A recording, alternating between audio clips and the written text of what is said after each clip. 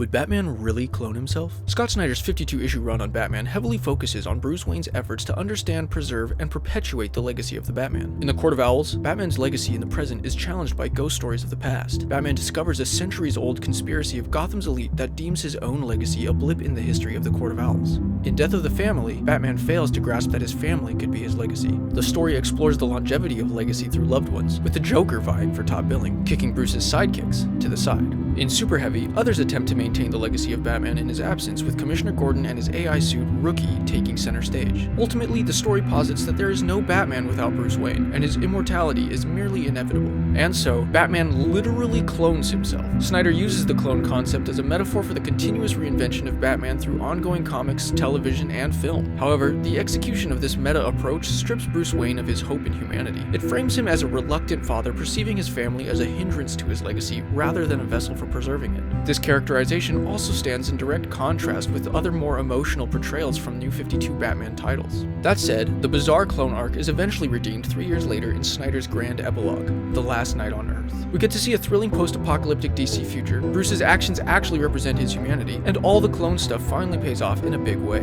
Batman's hope in humanity is restored, his future legacy preserved. So if you're going to read Scott Snyder's Batman run, The Last Night on Earth is an absolute must before judging its place in the legacy of the Batman.